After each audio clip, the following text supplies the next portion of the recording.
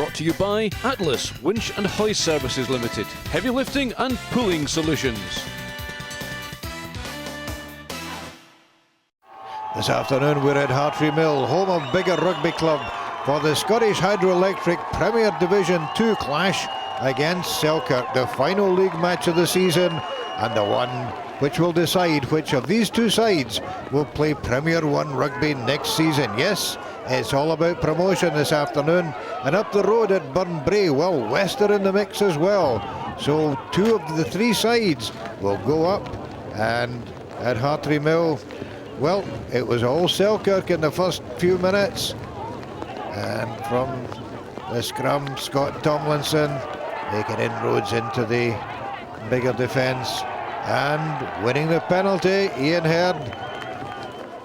Somebody knocking it back there. Up stepped David Cassidy and did what he'd done so often for Selkirk this season. My goodness, as he put some points on the board for the Philip Hall men. And that one put them 3 points to 0 ahead. The weather was now going from awful to simply horrendous, but that didn't stop Selkirk from playing, keep the ball, and keep it very successfully they did. Biggar, well, they just couldn't play because they didn't have the ball. And Selkirk knew they had a penalty coming, kept the pressure on. The big men, Scott Tomlinson and Martin Murray, lurking there, but finally the penalty coming back. Up stepped David Cassidy now. This one was right into the wind, and what a perfect kick in just about the worst possible conditions imaginable for a kicker. Well, 6-0 to Selkirk, and still Biggar couldn't get their hands on the ball. All the play inside the Biggar half, all about Selkirk go forward, and Hugh McVie taking it on there up towards the line. Desperate defence by Biggar, and finally pick and go again by Selkirk. Then it's out to stand off. Lovely pick up there by Gavin Craig, taking the ball back into the forwards. Selkirk getting the drive on again, getting very, very close to the Biggar line, and well, nearly the first try, but the Biggar defence holding. Oh, let's put it out to the right wing. Scott Henry there, knocked over by Sam Muir, just as he looked as though he might go in at the corner. But Biggar absolutely desperate in defence. Picking and going again by Selkirk. They just had so much ball. Surely before half-time they were going to get a try on the board. And just as it looked as though that try would come, a wee bump into your own man. So frustrating for Selkirk, but they still went into half-time 6-0 ahead. Brought to you by Atlas Winch and Hoist Services Limited. Heavy lifting and pulling solutions. Scottish Rugby Radio is on Sky TV channel 0195 every Monday at 9 o'clock and now includes the Borders Rugby Roundup. But our website is also a one-stop shop for news and results, as well as Ron Evans Club Roundup, special interviews and lots more besides. I'm Stuart Cameron. Join me at ScottishRugbyRadio.com.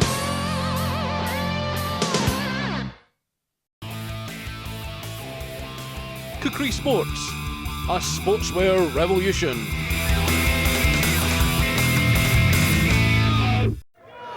This isn't a different game we're showing now, it's the same game.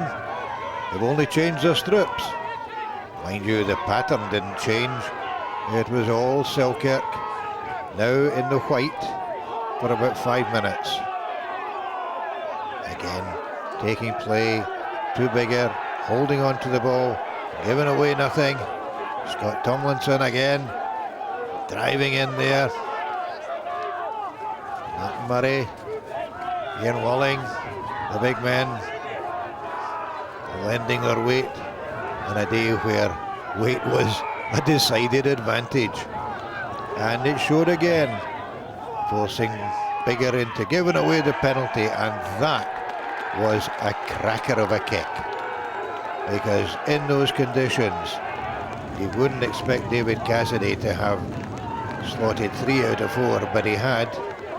and even in their own line out, Biggar were in trouble, forced onto the back foot by the power of the Selkirk pack, and nothing fancy now, keeping it close.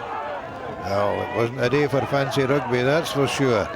And in these conditions, I think the big surprise was that Selkirk were the team on top, because the conditions, anybody would have told you, would have favoured Biggar.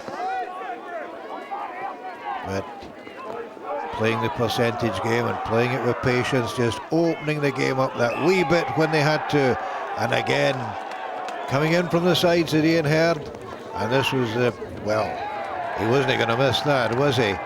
Right in front of the post for David Cassidy. 12-0 to Selkirk, 12 points to the big centre. Frustration was starting to creep in a wee bit for Biggar, and well, Ted Turoa getting involved in a wee bit of handbag slinging there. And we'll have enough of that, said Ian Herd.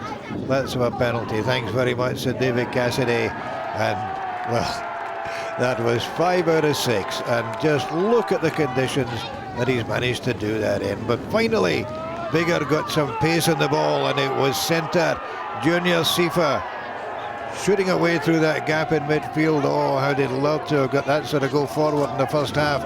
Eddie Manawati tidying it up, setting up his hooker, Mark Rutherford. And Biggar desperately looking now for some go forward. Selkirk equally determined that they weren't going to give anything away. Doug Notman knocked over there by Gavin Craig's tackle. The ball laid back out to Turoa again. The solid tackles coming in from Selkirk. And a wee bit of go forward Biggar had was being completely nullified by some rock solid tackling by the Selkirk defence. Notman again almost finding a way through, but stopped by the white shirts, which had turned to brown. And the ball squirting out of the side, and oh dear, Sam Muir, a wee knock on, and it was that sort of afternoon for Biggar. They tried everything into the final minutes, but as the clock ran down, Murray Thompson snagged there by 2 or 3 tacklers. Eddie Manawati, the old warrior, keeping going to the very end. And, well, just watch this run by Ted Turoa. At the very end of the game, what a man to try and pull down. But finally Selkirk got him onto the ground, and they knew that all they had to do was get their hands on the ball. Great tackle there on Mark Rutherford.